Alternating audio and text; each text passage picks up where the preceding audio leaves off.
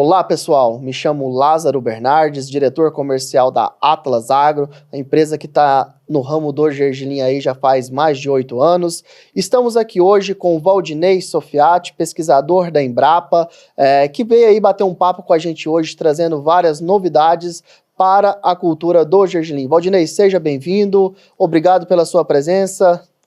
Muito obrigado, Lázaro, pelo convite, e como o Lázaro já falou, eu sou pesquisador da Embrapa Algodão. A Embrapa Algodão é a Embrapa que pesquisa a cultura do gergelim, tem como missão, uma das missões, pesquisar sobre a cultura do gergelim, e eu fico lotado em Palmas, Tocantins, que atualmente é uma região produtora de gergelim. Estamos aqui hoje para falar do gergelim, né? A cultura que está revolucionando a safrinha nacional, uma cultura que tem ganhado destaque, e a Atlas é uma das líderes do setor do gergelim que está fazendo parte desse movimento.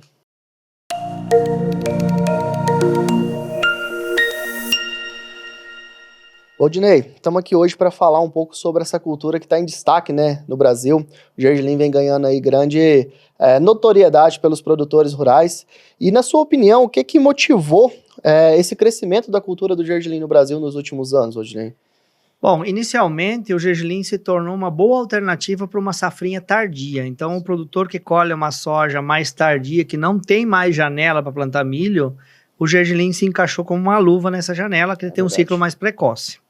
Outro motivo é uma boa rentabilidade que ele tem mostrado nos últimos anos.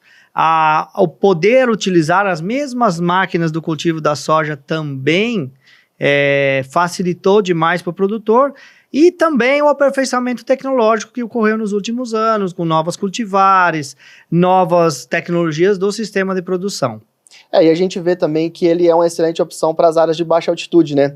Onde o milho ali acaba sendo uma dificuldade para o produtor, principalmente quando ele vai no limite da janela, e aí o gergelim ele vem aí como uma excelente opção para essas áreas. Então a gente tem visto que esse crescimento também está muito atrelado, principalmente às áreas ao norte do Brasil, né, onde a safrinha de milho já é comprometida por si só, né? Então no Tocantins, por exemplo, é um bom exemplo dessa questão da safrinha de milho. Muito bem pontuado, Lázaro, essa questão da altitude, porque a maior parte do gergelim é plantado em regiões de baixa altitude e a cultura é uma cultura que gosta de temperaturas elevadas, é uma cultura de semiárido e se adaptou muito bem nessa condição.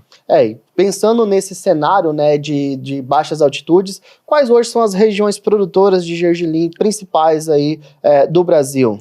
Então, o Brasil hoje produz muito gergelim, principalmente nos vales do Rio Araguaia e do Rio Tocantins, nos estados do Tocantins, do Pará, do Mato Grosso, e também do Goiás, na parte mais baixa de Goiás. Então são as principais áreas produtoras. E a gente tem notado que elas têm crescido quase que dobrado a cada ano que tem se passado, né? Esse é um movimento que não sei se na visão da Embrapa que a gente tem visto acontecer no campo. Exatamente, os últimos 3 anos, cada ano dobra a área. Acredito que não vai aumentar nessa proporção para frente, mas... Sim, que tudo também tem uma escala de crescimento que o mercado precisa absorver. Mas na opinião de vocês, a opinião da Embrapa, qual que é a perspectiva para o gergelim no Brasil nos próximos anos? Vai se estabelecer? Não vai se estabelecer? Na sua opinião, o que vai se, vamos dizer assim, o que vai acontecer com o gergelim no Brasil? Acredito, Lázaro, que o gergelim vai continuar crescendo a área em menor proporção do que o crescimento que aconteceu nesses últimos anos, mas o que vai acontecer de fato é que o produtor vai ser mais profissional, vai ser mais profissional tanto na forma de cultivar, não vai ter muitas áreas que o produtor vai simplesmente plantar de qualquer forma, sem muitos tratos culturais, e também a gente vê como um movimento natural que é o cultivo de variedades doces para o mercado internacional. Que nós, atualmente, exportamos um gergelim que é considerado pelos importadores como um gergelim amargo. Sim. E essa mudança para variedades mais doces é uma tendência. Eu acho que um ponto que você trouxe muito relevante é essa questão do produtor se tecnificar na cultura. É muito novo, então a gente tem essa ciência, que é uma cultura muito nova na escalabilidade que ela ganhou hoje no Brasil. Mas o que a Embrapa tem contribuído na pesquisa para esse crescimento, para a cultura nesse sentido de uma maneira geral, Valdinei? Então, a Embrapa trabalha com gergelim há mais de 30 anos, né? Desde 1986. Caramba. Então, inicialmente, o cultivo do gergelim a Embrapa pesquisava principalmente para o semiárido, né? Que eram pequenos agricultores. plantio e colheita manual. Mas hoje, com a expansão da área, nós, além de desenvolvermos variedades doces, a Embrapa tem variedades, e também muito ela atua no sistema de produção. Sim. Então nós fizemos pesquisa desde adubação, plantio, espaçamento, controle de plantas daninhas, controle de doenças, controle de pragas. Então, à medida que as áreas de cultivo aumentam, os problemas de culturas, das grandes culturas também vão aparecer no gergelim, e a gente estuda formas de superar esses desafios na cultura. Sim, não, a Embrapa tem uma responsabilidade muito grande em cima disso e uma seriedade muito grande levada pelo produtor. Mas me intriga uma coisa, o que te levou a estudar o gergelim lá no Tocantins? Você foi o primeiro, se a gente buscar hoje na internet a palavra gergelim, acho que um dos primeiros vídeos que a gente encontra é uma palestra sua falando de gergelim, isso há 6 anos, quando o gergelim ainda estava começando ali a figurar. O que te motivou a estudar o gergelim ali no Tocantins? Então, Lázaro, eu sou pesquisador da Embrapa há 18 anos e eu atuei por 10 anos na Paraíba. Na Embrapa, eu sou ainda da Embrapa Algodão, que é a Embrapa que trabalha com gergelim. E em 2017 eu mudei para o Tocantins. E eu não trabalhava na Embrapa Algodão lá em Campina Grande com gergelim, mas quando eu cheguei no Tocantins, eu vislumbrei que o clima do Tocantins era muito parecido com a região de Canarana, que é uma região tradicional já do cultivo do gergelim, onde o cultivo do gergelim mecanizado e no cerrado foi onde ele começou, e ainda hoje é um grande produtor. E eu percebi que no Tocantins o clima era muito parecido, e aí eu comecei a trabalhar com gergelim. Não existia nenhum produtor querendo plantar gergelim. Então, em 2017 e 2018, que eu comecei meus primeiros experimentos, não tinha plantio comercial de gergelim, a não ser pelos pequenos produtores do sudoeste do estado, mas áreas mecanizadas grandes não tinha. Entendi. E a partir de 2020 a cultura começou a expandir, né? Quando eu dei aquela primeira palestra na Agrotins Virtual, acho que foi 2019, 2020, a gente não tinha grandes produtores e a cultura dali para frente ela deslanchou. Obviamente com a entrada dos exportadores, que foram de fundamental importância para a cultura ganhar essa notoriedade. Mas quando você começou, não tinha nenhum exportador, não tinha nenhuma empresa, foi uma visão sua que ali o gergelim no Tocantins era uma opção e você precisava desenvolver algum trabalho. Era uma opção, e o primeiro ano que eu plantei, eu disse, aqui é a terra do gergelim, porque é uma cultura que se adapta muito bem ao calor, né, das regiões de baixa altitude, como no Vale do Rio Araguaia e no Rio Tocantins. E desde o primeiro ano eu percebi que o gergelim é uma cultura que vai muito bem nessa região. Ah, com certeza. E assim, a gente tem visto que o aumento de área traz problemas, como você já bem disse, mas também a gente tem um ponto que eu acho que é importante ressaltar, que o Brasil ele tem alguns diferenciais na produção de gergelim. Na sua opinião, qual é o principal diferencial nosso hoje? Eu vejo que o gergelim brasileiro é um gergelim mecanizado. Então, isso faz toda a diferença, porque o nosso custo de produção é muito mais baixo. E a mecanização da cultura, do plantio à colheita, traz uma redução de custo que permite ao agricultor ter uma boa rentabilidade, mesmo quando o preço no mercado internacional não é tão favorável. Isso nos torna um player importante. E vamos nos tornar cada vez mais um player importante. Eu acho que um outro ponto importante, né, que vale ressaltar aqui, é também a relação de produtividade, né? Apesar das nossas produtividades não ser uma produtividade ainda como a gente gostaria, né, nos patamares de 800 mil quilos por hectare, que é até uma média dos potenciais de alguns materiais, mas a gente tem visto que a produção do mundo, as produtividades ainda são relativamente baixas, né? Os materiais, apesar de ser de forma manual, ainda apresentam produtividades na casa de 300, 400 quilos, o que mostra que o Brasil realmente é esse player que destaca na produção. Não sei se você concorda. Sim, eu concordo, e a nossa produtividade, nos produtores que fazem um cultivo tecnificado, ela é bem maior que a média.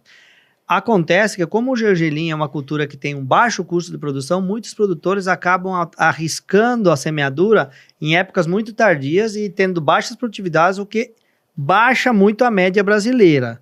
Mas se nós tomarmos os produtores de um nível tecnológico mais alto, a nossa média é muito superior à média mundial.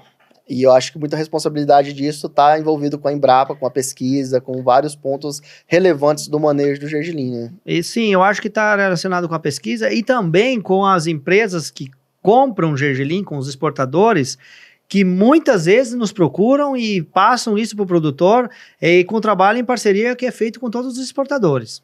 Não, perfeito. E o que esperar do gergelim no Brasil? Vamos se tornar o principal produtor de gergelim do mundo? Não vamos nos tornar? O que é a tua opinião com relação a isso? Olha, nessa última safra a gente já começou a tomar uma fatia considerável do mercado, porque a área de gergelim no mundo não é tão elevada.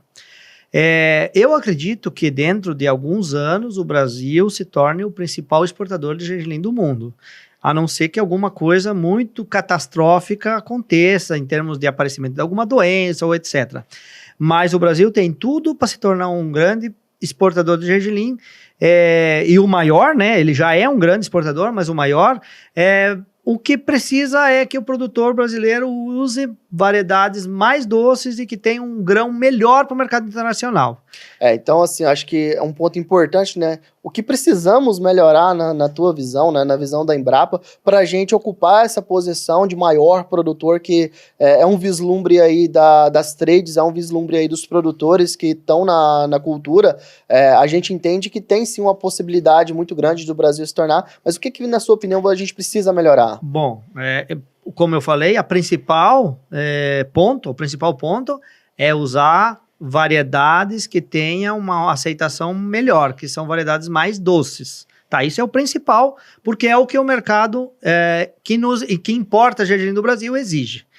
Outras questões, como baixo custo de produção, nós já temos devido à colheita mecanizada, plantio mecanizado, continuar evoluindo na mecanização, continuar evoluindo no aperfeiçoamento do sistema de produção e no aumento de produtividade, para termos cada vez mais competitividade, né, mais baixo custo de produção. Isso é o que nós estamos fazendo e vamos ter que continuar a fazer.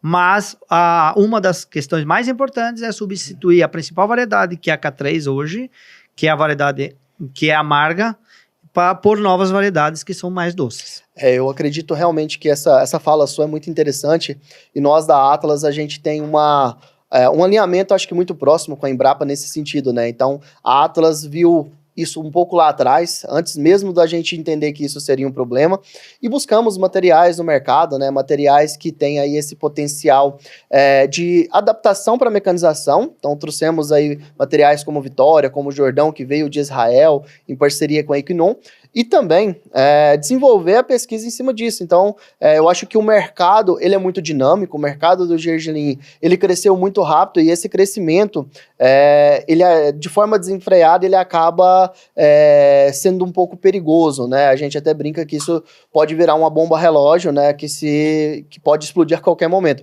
Mas, desde que a gente esteja preparado com materiais mais interessantes para o mercado, com materiais que o mercado tem uma aceitação melhor, eu acredito que esse potencial do Brasil se tornar o principal produtor de gergelim do mundo, ele está muito mais perto do que a gente imagina, e nós da Atlas, a gente tem aí apostado muito na parte técnica, ganho de produtividade, e juntamente com a Embrapa trazendo aí melhorias no sistema produtivo, né, e melhorias também de materiais para a gente poder evoluir cada vez mais aí na cultura do gergelim, que é o nosso negócio, que é o nosso trabalho, que faz parte do nosso dia a dia.